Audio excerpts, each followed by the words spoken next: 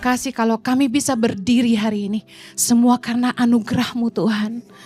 Berbicaralah buat kami pagi hari ini, tumpahkanlah isi hati-Mu. Biar kiranya kami boleh belajar mengerti apa yang Tuhan sungguh-sungguh rindukan dalam hidup kami. Kami mau punya roh yang lemah lembut, kami mau diajar Tuhan dan kami mau menghidupi firman Tuhan. Biarlah setiap menit-menit ke depan menjadi sangat berarti di mana Roh Kudus sendiri yang mengajar kami. Bukakan roh hikmat dan wahyu supaya kami boleh menangkap firman-Mu sesuai yang Kau mau Tuhan. Tolong hamba-Mu karena sungguh tanpa Engkau hamba tidak mampu. Biar Kristus yang selalu dipermuliakan dalam hidup kami. Umat yang siap diberkati Tuhan, sama-sama kita katakan amen, amen, amen. Silakan duduk kembali. Baik, hari ini saya akan menyampaikan firman Tuhan dengan tema kasih setia dan pengenalan akan Allah part 1. Hosea 6 ayat 6. Kita baca sama-sama. Hosea 6 ayat 6.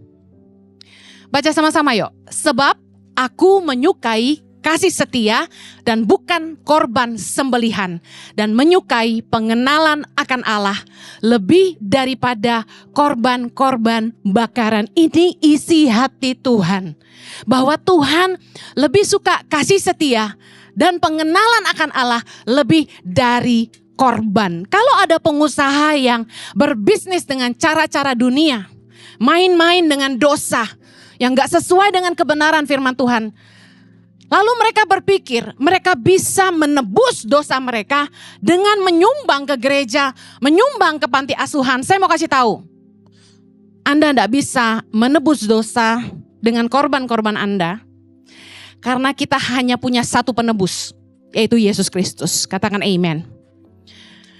Sebenarnya, the fact is, pendeta takut ngomong ini, tapi saya akan ngomong. Tuhan gak butuh uang Anda. Yang butuh uang itu pekerjaan Tuhan. Sewa di mall ini mahal sekali. Kalau bukan karena Tuhan suruh, saya ora gelem. Gak mau. Stres.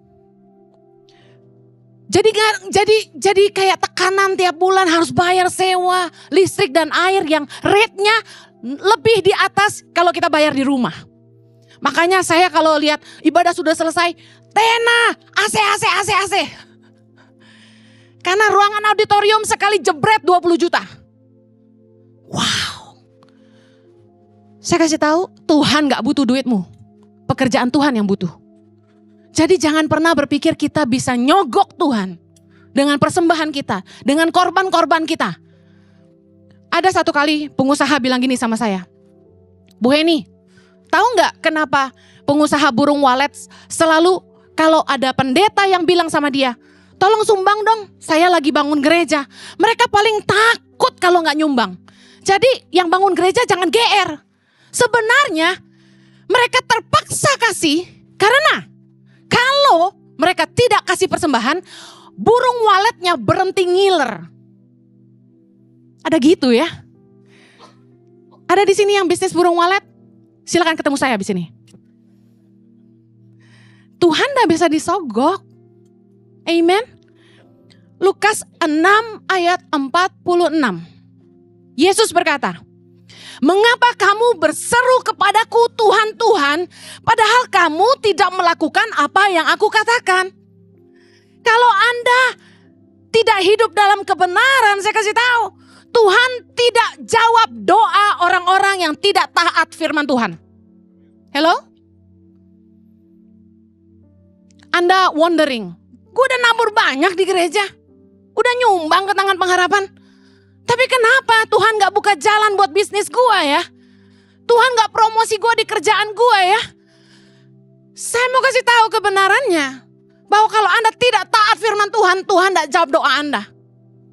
Anda mau suruh saya puasa buat Anda mau suruh saya yang datang dan urapi rumah Anda, kantor Anda.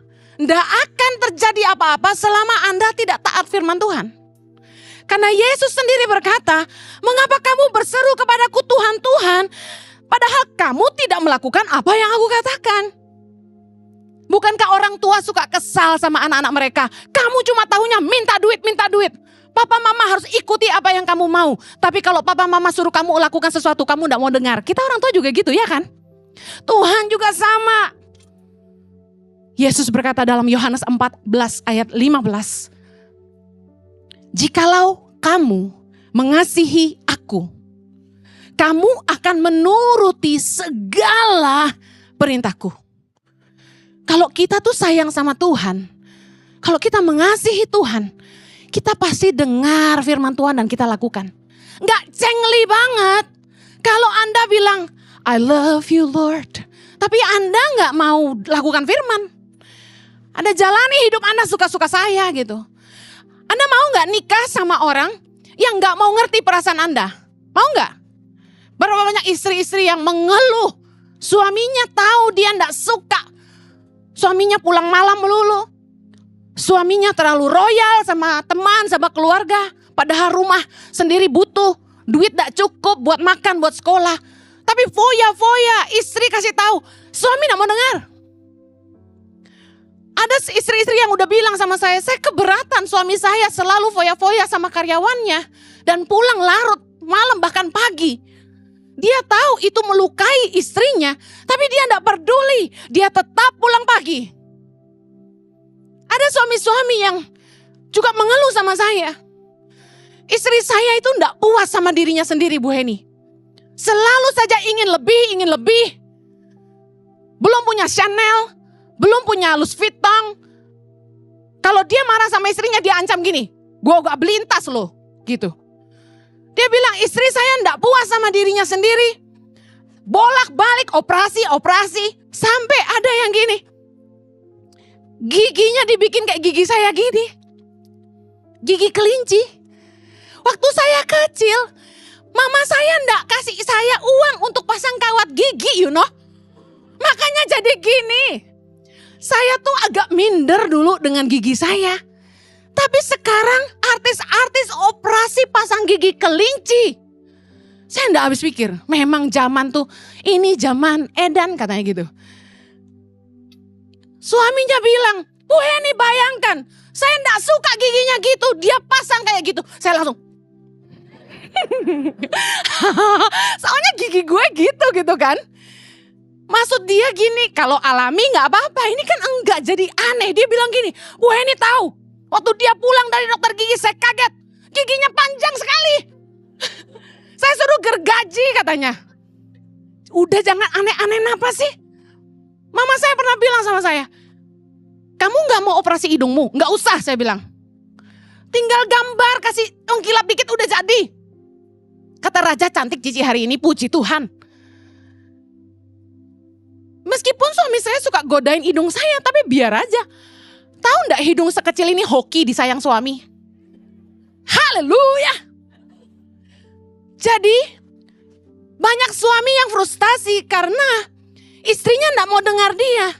Dikasih tahu enggak mau dengar. Tapi istri-istri juga banyak yang frustasi sama suaminya. Enggak mau ngerti perasaan dia. Sebenarnya apa yang kita belajar coba? Nikah sama orang yang enggak peduli perasaan kita. Suami tidak mau dengar istri tidak mau dengar suami, frustasi. Sama, Tuhan gak mau. Kita hanya menginginkan berkatnya, pemakaiannya, tapi tidak mau dengar firmannya. Tidak mau dengar perintahnya dan tidak mau melakukan kehendaknya. Matius 7, 21, 23. Kita baca sama-sama. Bukan setiap orang yang berseru kepadaku, Tuhan, Tuhan akan masuk ke dalam kerajaan sorga. Melainkan dia yang melakukan kehendak Bapakku yang di sorga. Pada hari terakhir banyak orang akan berseru kepadaku, Tuhan, Tuhan, bukankah kami bernubuat demi namamu dan mengusir setan demi namamu dan mengadakan banyak mujizat demi namamu juga. Ayat 23. Pada waktu itulah aku akan berterus terang kepada mereka dan berkata, aku tidak pernah mengenal kamu, enyahlah daripadaku, kamu sekalian pembuat kejahatan. Coba belajar firman ini. Di awal Yesus katakan di ayat 21, bukan orang yang berseru kepadaku Tuhan, Tuhan, yang akan masuk dalam kerajaan sorga. Melainkan dia yang melakukan kehendak Bapakku yang di sorga. Penting gak melakukan kehendak Tuhan dalam hidup kita? Penting. Ayat 22 bicara soal orang-orang yang kelihatannya dipakai Tuhan. Bernubuat, mengusir setan, dan mengadakan banyak mujizat. Apa yang salah dengan ini? Enggak salah. Tapi kita akhirnya mengerti bahwa Tuhan tuh gak mau. Kita hanya menginginkan berkat dan pemakaian Tuhan. Yang Tuhan mau, kita ngerti kehendak Tuhan. Anda mau nikah sama orang yang hanya mau harta Anda? Yang hanya bisa bermewah-mewah dan menikmati fasilitas yang ada, tapi sementara dia tidak peduli apa yang Anda mau dengan dia? Waktu saya nangkap kenapa suami itu komplain tentang istrinya yang operasi, saya jadi ngerti gini. Sebenarnya bukan operasinya yang dia keberatan, karena mereka punya uang. Yang bikin dia kesal adalah istrinya tidak tanya pendapatnya. Tuhan bukannya tidak suka Anda bernubuat dalam namanya. Anda ngusir setan dan Anda menyembuhkan orang sakit. Semua itu baik. Tapi yang Tuhan tidak suka, kita hanya menginginkan pemakaian Tuhan tanpa mau ngerti isi hati Tuhan. Kita tidak mau tanya sebenarnya apa kehendak Tuhan. Karena gini, belum tentu kehendak Tuhan buat kita itu sekeren pemakaian Tuhan atas hidup orang lain. Pelayanan saya bukanlah pelayanan yang menjadi favorit buat hamba-hamba Tuhan. Terhitung jari hamba Tuhan yang mau melakukan apa yang Tangan Pengharapan lakukan buat Indonesia, setuju? Kenapa orang tidak suka pelayanan kami? Apa kerennya? Satu kali teman hamba Tuhan bilang gini sama saya, pelayanan Tangan Pengharapan adalah pelayanan buang-buang uang. Wow, kenapa? Kalau kita bernubuat, itu keren disaksikan orang banyak, kita bilang, hai kamu yang baju putih, sebentar lagi Tuhan akan mengirimkan berkat buat hidupmu, bla bla bla bla bla. Keren dilihat orang kan? Wow. Ngantri yang mau didoain udah kayak dukun. Ngusir setan, sakti banget. Menyembuhkan orang sakit, hamba Tuhan terkaya pasti nyembuhin orang sakit. Kenapa orang suka punya 3 pelayanan ini? Karena penggemarnya banyak, followernya terbanyak, namanya paling besar, paling tenar, paling kaya, pasti. Tapi yang buang-buang duit, habis khotbah bawa duit ke pedalaman, buang duit, gak ada yang mau. Ngapain susah-susah ngurus orang? Anak bukan anak kita katanya. Tapi itu kehendak Tuhan bagi saya. Saya enggak bisa milih. Saya dicap pendeta jualan kaos, biarin aja. Mereka kan enggak tahu. Tapi Tuhan tahu. Kadang-kadang kita lebih milih berkenan di hadapan manusia daripada berkenan di hadapan Allah.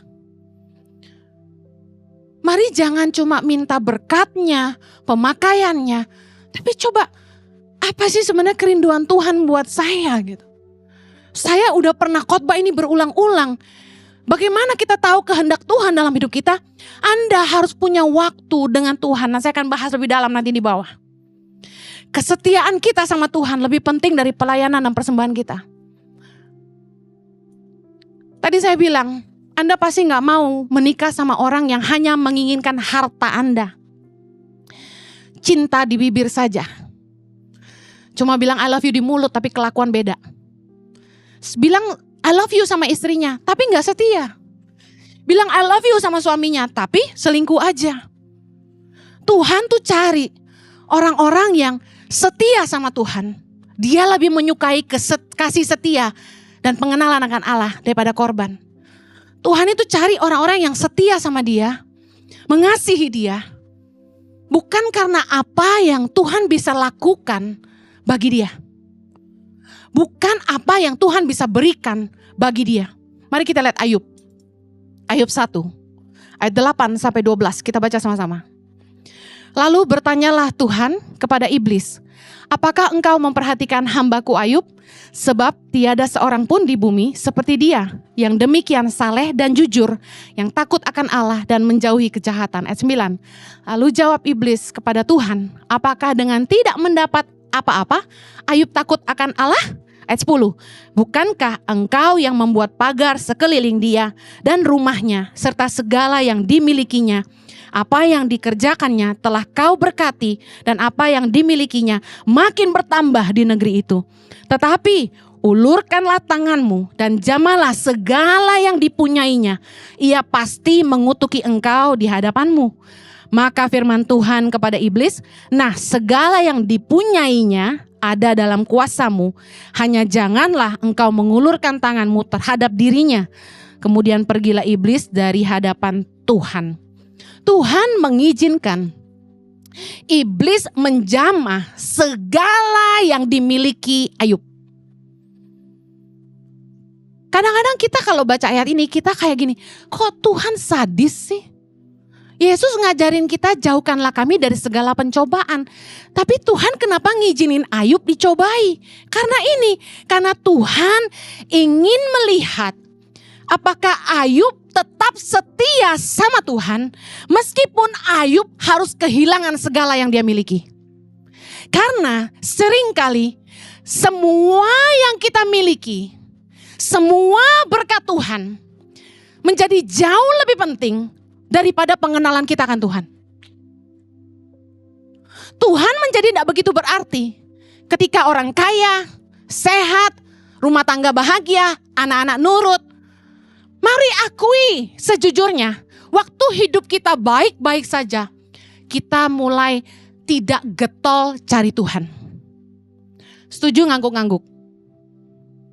Yang mengakui bahwa proses dalam hidupmu yang menyadarkan kamu bahwa kamu butuh Tuhan, angkat tangan. Setuju, sepakat. Tuhan sebenarnya sangat rindu untuk menguji kita. Dia pengen tahu ini. Apakah kamu akan tetap setia sama aku meskipun kamu tidak terima apa-apa dari aku? Dalam pernikahan, kita sebagai perempuan akan diuji ketika kita ada di bawah. Setuju? Ketika suami kita tidak bisa kasih kita apa-apa. Tapi di hidup saya malah kebalik. Saya pernah berpikir begini. Suatu hari saya sempat berpikir dan merenung. Apakah suami saya akan tetap mengasihi saya kalau saya tidak bisa memberikan apa-apa? Kalau saya sakit dan saya tidak berdaya, apakah tetap suami saya mengasihi saya? Kalau saya tidak berdaya. Kenapa saya punya kekhawatiran itu? Karena saya merasa Jojo itu suka punya istri yang berkarya. Dia enggak suka housewife doing nothing.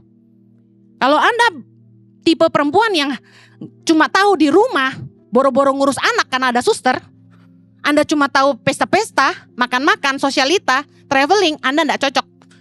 Anda bukan tipe istri suami saya. Suami saya enggak suka saya nganggur. Saya tiduran di tempat tidur nonton Netflix aja, dia langsung komentar. Enak banget hidupmu. Hah? Aku udah kerja keras loh. Dan satu-satunya saya punya waktu rebah-rebah nonton Netflix cuma Senin malam. Selebihnya enggak pernah, enggak ada waktu. Bukannya dia enggak cinta sama saya, tapi dia enggak suka tipe perempuan yang cuma leha-leha hidupnya. Oh my God, ada istri-istri yang doing nothing. Itu suaminya pada putus asa ngomong sama saya. Istri saya tuh enggak bikin apa-apa, tahu enggak Ci? Makan tidur, nonton drakor, ngurus anjing, shopping, makan, pulang, tidur. Gak ngapa-ngapain Ci. Dalam hatiku, aku ngerti kowe gelem bojomu koyo oku. Bahasa Indonesianya, aku ngerti perasaannya bahwa kamu pengen istrimu berkarya seperti saya gitu loh. Tapi kan dia perempuan beda. Kalau Anda bisa mencukupi semuanya ya istrimu gak ngapa-ngapain. Kan gitu. Tapi kebetulan Jojo menikah sama perempuan yang gak bisa diem. Nah, yang punya panggilan Tuhan dalam hidupnya. Tapi saya pernah memikirkan, Jojo tetap sayang gak sama saya kalau saya gak bisa apa-apa? Gak usah jawab hari ini. Jujur aja, pernah gak Anda mikir gitu? Kalau aku ora ayu meneh, bojoku tresno karo aku ora ya? Wih, sadis banget. Aku dari kurus sampai gendut dia tetap sayang loh. Iya. Jadi perempuan itu khawatir kalau dia tambah tua, kira-kira suaminya tetap cinta enggak? Kalau suaminya tetap setia, tetap bilang kamu tetap ayu loh. Meskipun kamu wis tuwek gitu ya. Langsung kita nyanyi. Ternyata aku makin cinta karo Jojo. Gitu kan? Kita langsung nyanyi. Kenapa? Karena kita tahu suami saya tetap sayang sama saya meskipun saya makin tua. Kenapa perempuan-perempuan mencapai usia di atas 40 apalagi mendekati menopause mulai insecure. Mulai perhatikan penampilan, mulai dandan, mulai tarik mukanya, mulai dibotok-botok. Sampai ngerenyit pun gak ketok. Udah gak bisa, kalau saya masih asli semua nih. Ada yang umur 40-an udah kerut-kerut semua. Kenapa toh? Kasih itu minyak sayur. Minyak kelapa, VCO, ampu itu, pakai bobok. Kenapa kok lebih kecil dari saya, umur 35, 40, mukanya udah keriput semua. Saya masih kenceng loh. Makanya sering doa, amen. Dengar, kita akan merasa depresi. Kalau memikirkan orang-orang di sekeliling kita hanya baik sama kita karena punya kepentingan. Depresi gak kira-kira? Coba mikir, kalau Anda gak punya apa-apa, orang-orang yang tukang cari muka di sekitar Anda itu masih baik gak sama Anda? Coba Anda gak bisa kasih apa-apa sama mereka. Mereka masih baik gak sama Anda? Depresi gak mikirin itu? Depresi. Kenapa? Karena kita manusia aja butuh hubungan yang tulus bukan modus. Orang-orang yang mengasihi kita apa adanya. Pasangan yang mengasihi dan setia sama kita dalam suka maupun duka. Demikian juga Tuhan. Tuhan tuh gak mau, Tuhan tuh lelah. Ketika yang kamu harapkan cuma berkat. Pemakaian, kemuliaan. Tuhan pengen lihat gini, kalau kamu kehilangan segalanya, apakah hanya aku yang kamu mau?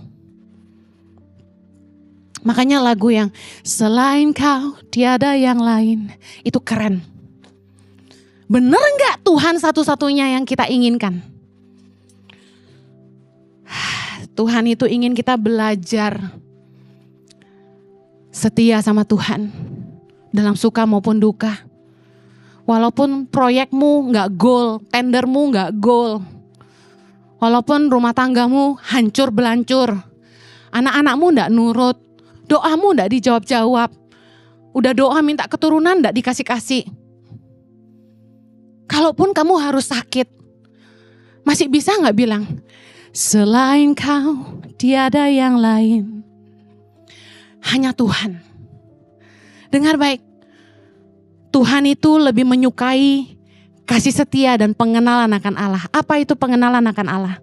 Mari lihat Mazmur 103 ayat 7. Mazmur 103 ayat 7. Ia telah memperkenalkan jalan-jalannya kepada Musa. Perbuatan-perbuatannya kepada orang Israel. Anda Israel atau Musa? Musa diperkenalkan Tuhan jalan-jalannya Tuhan.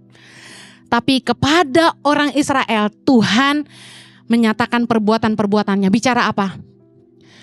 Orang Israel gak kenal Tuhan. Bangsa Israel cuma melihat perbuatan Tuhan. Tiang awan, tiang api, roti mana, burung puyuh. Mereka cuma lihat Tuhan belah Laut Merah. Tuhan buat mujizat ini dan itu. Orang Israel cuma lihat perbuatan-perbuatan Tuhan. Tapi kepada Musa Tuhan memperkenalkan jalan-jalannya. Artinya apa? Ada hubungan yang lebih intim. One on one. Kualitas sebuah hubungan tidak ditentukan dari berapa lama Anda mengenal seseorang. Tapi seberapa dalam Anda mengenal dia. Kita punya staff yang kita gaji katakan. Mereka cuma menikmati berkat-berkat perbuatan-perbuatan kita buat mereka. Tapi apakah mereka sungguh-sungguh mengenal atasannya? No. Orang yang benar-benar mengenal kita, dia tahu kita suka makan apa. Betul gak? Dia tahu kita alergi apa. Dia tahu kita gak sukanya apa. Dia tahu apa yang bisa bikin kita marah. Dia tahu bagaimana menghadapi kita ketika kita marah. Dan yang paling keren, staf yang benar-benar mengenal kita, dia sebelum tanya kita, dia udah tahu apa yang kita akan ngomong. Betul? Jadi dalam hidup kita, ada orang-orang yang hanya sekedar pengen nikmati berkat dari kita. Tapi ada orang-orang yang pengen benar-benar mengenal kita. Pengen tahu isi hati kita. Orang-orang yang pengen sekedar dekat aja, gak butuh apa-apa. Manusia lebih suka perbuatan-perbuatan Tuhan, tapi sesungguhnya Tuhan ingin kita belajar mengenal Tuhan. Gimana caranya mengenal Tuhan? Sama seperti ketika Anda berusaha mendekati seseorang. Anak-anak muda ketika PDKT, what do you do? Ketika Anda naksir sama seseorang, what do you do? Ketika ibu-ibu mulai mengagumi seorang hamba Tuhan, apa yang Anda lakukan? Nomor 1, kepoin sosmednya. Betul? Follow. Kemudian, berusaha dapetin kontaknya. Benar gak? Naksir cewek langsung, bro, lu kenal bro? Siapa tuh bro? Minta dong kontaknya. Ada, saya pernah cerita suamiku ditaksir cewek-cewek dimintain kontaknya, dia kasih. Bikin emosi. Kenali sifat dan karakternya. Apa yang dia suka, apa yang dia suka. Ketika Anda berusaha dekat sama seseorang, Anda mulai belajarin, dia kayaknya suka warna biru deh. Kayaknya dia suka kuning, dia pakai kuning terus. Terus kita mulai belajar orang ini gak suka apa. Makanan kesukaan, warna kesukaan, hobinya. Kamu kalau es krim sukanya strawberry, coklat, vanila. Gitu nanyanya. Kita mulai belajarin kebiasaannya. Pernah gak Anda PDKT ngejer orang, Anda sampai tahu tiap Senin dia olahraga. Tiap Jumat dia pergi main futsal. Anda sampai tahu gitu kegiatannya. Saya percaya kalau Anda ingin mengenal Tuhan, yang Anda harus lakukan yang pertama, Anda belajar tentang Tuhan. Belajar tentang Tuhan tuh gimana? Ya baca firman. Orang Kristen kok gak mau baca Alkitab? Bu Heni, yang paling penting itu kitab mana? Semuanya dibaca. Sampai lu mumet pindah. Baca yang paling gampang dimengerti. Saya sarankan kalau Anda bisa baca dari Kejadian sampai Wahyu selesaikan. Kalau ada yang ini apa sih sahasta, 2 hasta, 3 hasta. Udah lompat aja kalau Anda daripada ada bobo, Anda ganti. Tapi baca firman. Saya paling suka Mazmur, Amsal, Perjanjian Baru. Ya, kitab Injil. Saya paling suka. Nah, belajar tentang Tuhan, saya suka baca tentang apa yang Yesus katakan. Jadi kan kalau di Alkitab itu ada yang tulisannya merah ya, perkataan Tuhan Yesus ya. Wah, saya tuh senang ngelihat reaksi Yesus. Waktu orang Farisi mulai kompor, responnya gimana. Waktu orang jahatin dia, responnya gimana. Ada yang Yesus punya jurus hilang, itu keren banget gak? Yang dia didesak ke jurang, lalu dia hilang. Wow, Yesus punya ilmu. Baca tuh kayak buku cerita gitu loh. Nah, belajar tentang Tuhan. Ketika kita baca firman, sebenarnya gini, kita mulai belajar ngerti pikiran-pikiran Tuhan. Jalan-jalannya Tuhan. Oh, Tuhan tuh gak suka kalau kita memandang rendah orang lain. Oh, Tuhan tuh gak suka kalau kita jahat sama orang. Kita jadi ngerti cara pikir Tuhan. Nah, staf saya yang dekat dengan saya, dia ngerti persis keputusan-keputusan saya. Jadi contoh, kalau mereka punya kebutuhan membeli sesuatu, pasti saya minta mereka cari 3 perbandingan harga. Termurah, sedang, termahal. Staf yang benar-benar mengenal saya, dia tahu saya akan pilih yang tengah-tengah. Nggak perlu mewah, tapi kualitasnya harus bagus. Nah, orang dekat sama kita jadi ngerti cara pikir kita. Paham maksud saya? Kalau Anda dekat dengan Tuhan, Anda sering baca firman, Anda akan copy paste cara pikir Tuhan. Otomatis cara berpikirmu ikut firman Tuhan. Lalu bagaimana mulai mengenal Tuhan? Miliki waktu-waktu pribadi dengan Tuhan. Waktu pribadi itu gini, saya pernah khotbah tentang tempat sunyi, waktu tenang. Anda gak bisa gak komitmen tiap hari punya waktu sama Tuhan jam berapa. Saya gak peduli Anda mau punya waktu sama Tuhan itu di mobil, di motor, di kamar mandi. Tapi tiap hari Anda harus punya waktu sama Tuhan. Berapa lama Bu Heni? Doesn't matter. Kualitas hubungan lebih penting daripada kuantitas hubungan.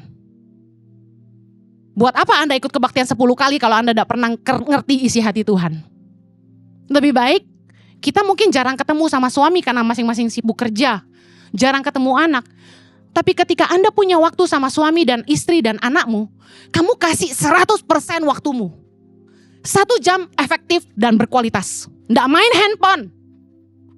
Nggak lihat kanan kiri. Tapi Anda fokus sama mereka. Sama Tuhan juga gitu. Mungkin waktumu cuma sehari setengah jam tapi 2 kali. Pagi dan malam. It's okay.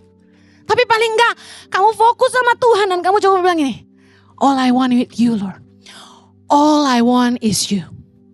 Yang aku mau cuma Tuhan. Tuhan yang terbaik buat aku. Tuhan setia luar biasa buat aku. Tuhan keren. You know, just you and God. Dan kemudian kasih waktu tenang. Tuhan ngomong dong. Tuhan, bicara dong apa yang Tuhan mau. Saya mau belajar dengar Tuhan. Itu waktu berkualitas dengan Tuhan. Kita belajar ngerti isi hati Tuhan. Saya bisa bilang orang yang punya waktu dengan Tuhan dan ngerti isi hati Tuhan, hidupnya akan tajam. Dia akan tajam dalam buat keputusan. Saya ngerti apa yang Tuhan mau untuk saya. Makanya saya dari umur 28 sudah bikin tangan pengharapan bersama suami saya. Sementara orang-orang itu nggak favorit. Kegiatan-kegiatan kami tuh orang nggak suka. Tapi saya terus lakukan karena saya ngerti hati Tuhan. Kemudian belajar peka. Apa sih yang berkenan sama Tuhan? Apa sih yang gak berkenan sama Tuhan? Apa sih yang bisa bikin Tuhan marah? Apa yang bisa menyakiti hati Tuhan? Belajar, baca firman. Nah, tadi saya sudah bilang bahwa kualitas suatu hubungan tidak ditentukan oleh seberapa lama Anda mengenal seseorang, tapi seberapa dalam Anda mengenal mereka.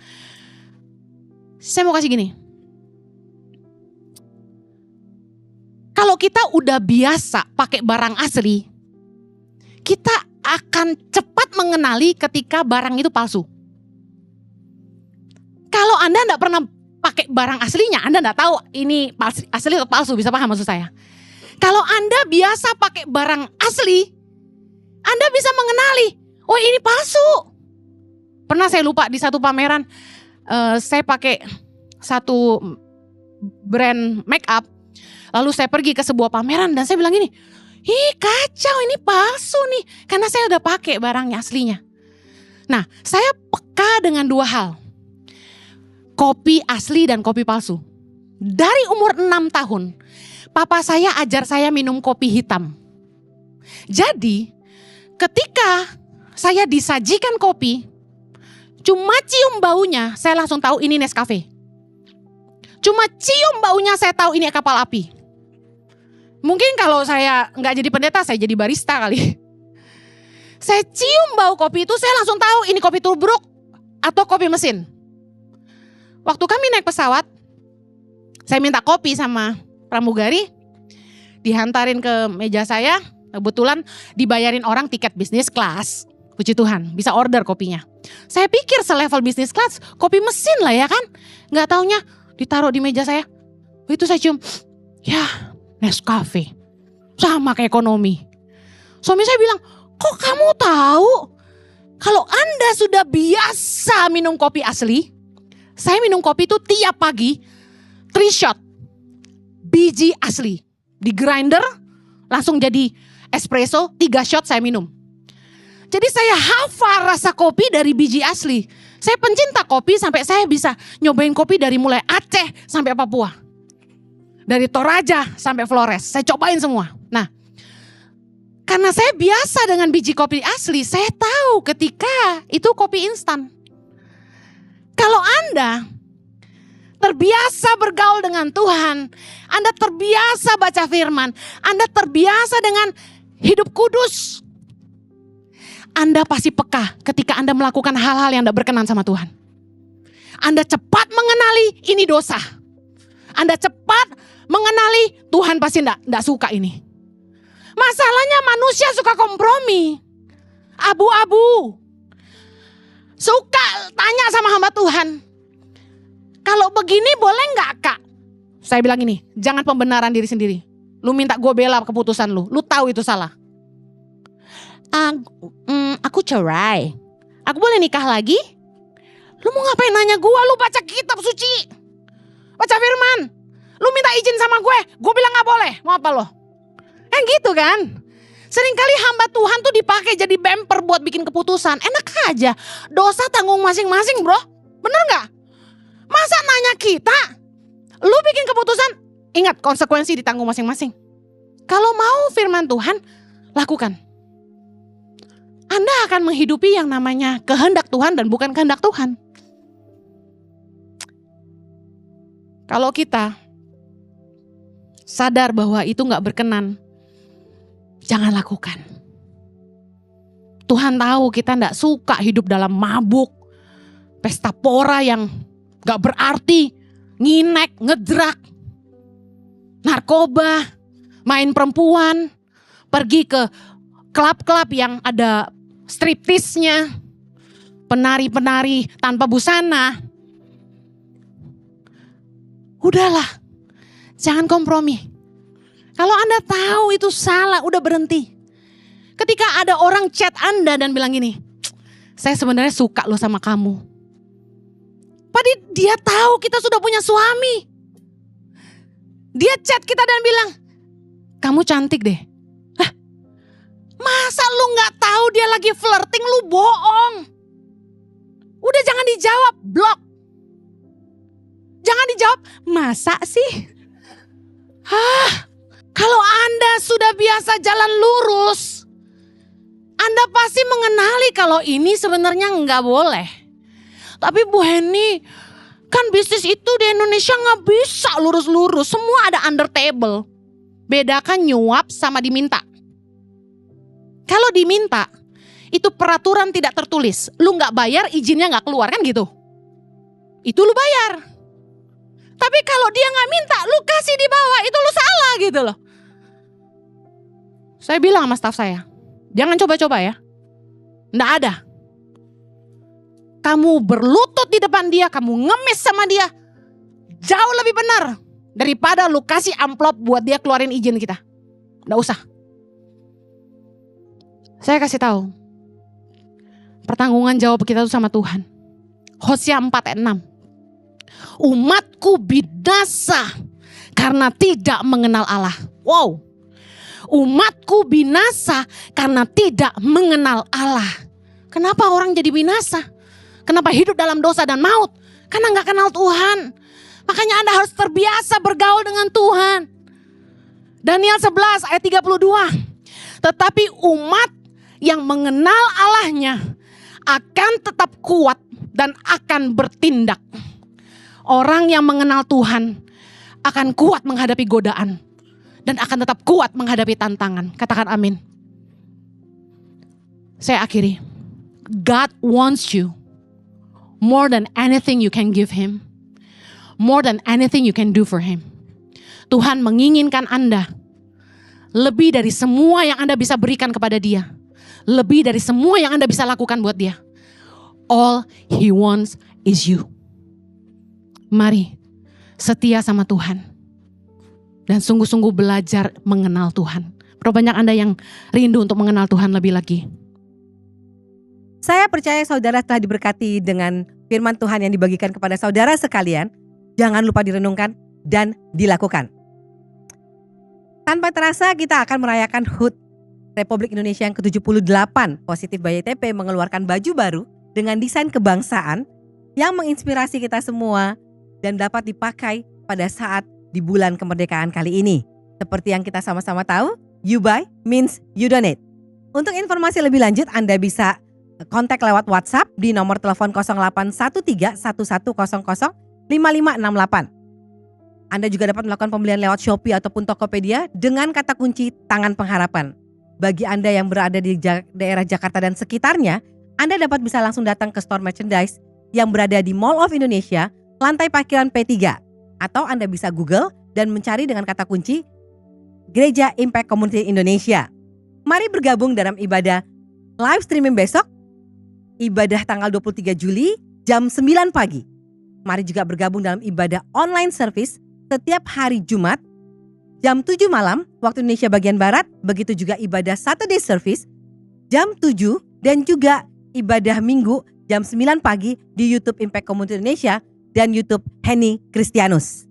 Bagi Anda yang berjiwa muda, kami juga ada ibadah Impact Youth yang dilaksanakan setiap hari Sabtu jam 5 sore, baik secara onsite ataupun di YouTube Impact Community Indonesia jam 5 sore waktu Indonesia bagian Barat. Anda juga dapat hadir di Mall of Indonesia lantai P3 Kelapa Gading. Akan diadakan baptisan air pada tanggal 28 Juli jam 5 sore di Kelapa Gading. Bagi Anda yang rindu dibaptis, Anda bisa mendaftar dengan men-scan QR Code yang ada di layar kaca Anda, atau Anda bisa menghubungi 0811 9777 745. Trip Holy Land bersama dengan 60 Minute Worship yang akan dipandu langsung oleh Pastor Henny Kristianus dan Pastor Yohanes Kristianus, yang juga ada Yesua Abraham, Marlon Bolung, dan Michael Panjaitan. Tempat sangat-sangat terbatas. Akan dilaksanakan pada tanggal 1 sampai dengan 13 Oktober. Mari daftarkan diri Anda di 0817 194 750. Bagi Anda yang merasa terberkati, saudara-saudara yang terberkati dengan pelayanan dari Impact Community Indonesia, kami mau mengundang Anda untuk menabur, dan Anda juga tergerak untuk menabur. Anda bisa menabur melalui scan QR Code yang ada, maupun Anda bisa mentransfer di nomor rekening yang tertera di layar kaca Anda. Kami percaya setiap taburan Anda tidak akan kembali dengan sia-sia, karena taburan Anda akan membantu kami memperluas kerajaan Allah dan memberitakan nama Tuhan, sehingga nama Tuhan semakin dikenal dan dipermuliakan. Mari kita berdoa bersama-sama. Bapa, kami mengucap syukur untuk setiap berkat yang Kau berikan kepada kami, mengucap syukur juga untuk setiap kasih setia Tuhan yang tidak pernah habis-habisnya dalam kehidupan kami. Kami percaya Tuhan, penyertaan-Mu sempurna. Kau tidak pernah meninggalkan kami dan Kau terus berjalan bersama kami. Bapa, hari ini kami berdoa untuk mereka yang sakit. Kau jamah mereka yang sakit, Tuhan. Apapun sakit mereka, Kau yang lihat, Kau yang mengerti. Karena otoritas tubuh kami ada dalam tangan-Mu. Kami percaya Kau tahu daerah mana yang diperlukan kesembuhan. Baik sel-sel darah, Tuhan, sel-sel tubuh, semuanya Kau renewal dengan yang baru, Tuhan. Kau sembuhkan, pulih sempurna. Begitu juga mereka yang saat ini, Tuhan, rindu untuk bisa bertemu dengan pasangan.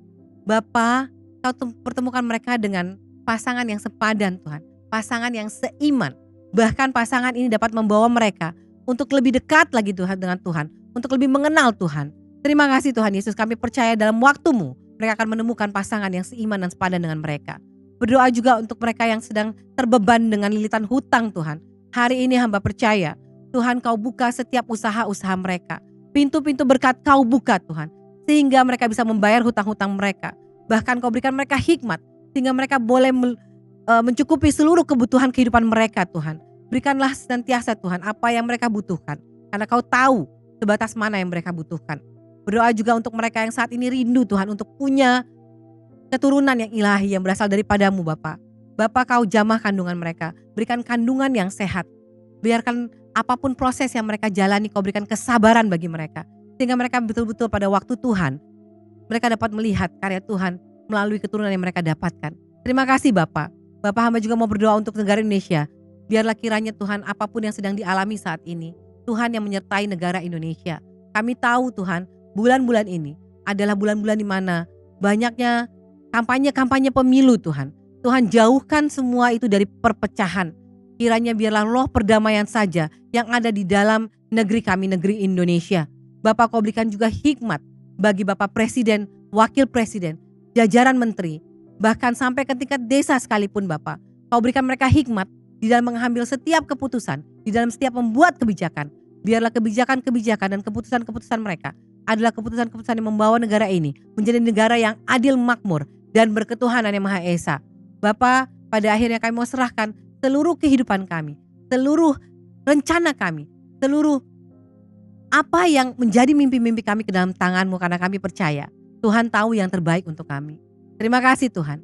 Kami mau mengangkat kedua tangan kami Tuhan dan menerima berkat. Kasih setia dari Allah Bapa, perkenanan dari Tuhan Yesus Kristus, memperluas areamu, memberkatimu dengan berkat-berkat jasmani dan berkat-berkat rohani, mengangkat Engkau naik dan tidak turun. Semuanya itu untuk kemuliaan nama Tuhan, mulai dari hari ini sampai selama-lamanya, bahkan sampai Maranatha Tuhan Yesus datang kembali dan nama-Mu tercatat dalam buku kehidupan. Kita yang percaya sama-sama katakan, amin.